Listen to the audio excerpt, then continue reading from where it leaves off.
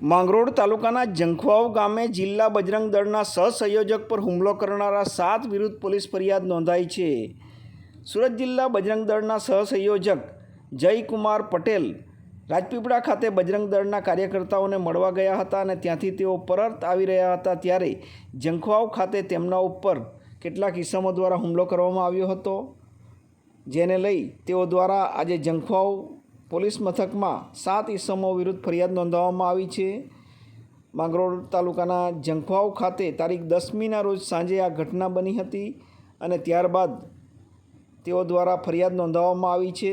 તેઓની ગાડી ઉપર પથ્થરમારો કરવામાં આવી હોવાનું જણાવ્યું હતું. આ સંદર્ભમાં ફરિયાદ આપનાર જયકુમાર પટેલ પ્રતિક્રિયા આપી રહ્યા છે. જય શ્રી રામ. મારું નામ જય પટેલ છે અને હું સુરત જિલ્લા બજરંગ દળમાં સહસંયોજકની જવાબદારી ધરાવું છું.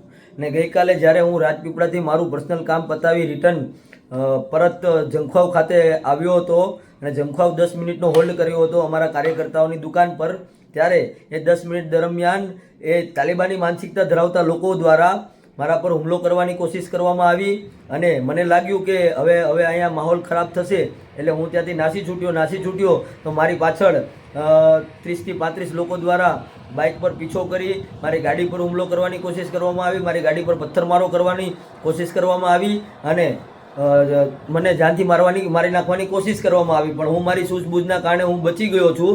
અને હું એક વાત કહેવા માગું છું કે મારી ઉપર અવારનવાર આવા હુમલા અને અવારનવાર ધમકીઓ, ટેલિફોન ધમકીઓ, સોશિયલ મીડિયા દ્વારા ધમકીઓ આવતી જ હોય છે. આ તાલિબાની માનસિકતા ધરાવતા લોકો એ એક ડર પેદા કરવા માગે છે, ડરનો માહોલ ઊભો કરવા માગે છે.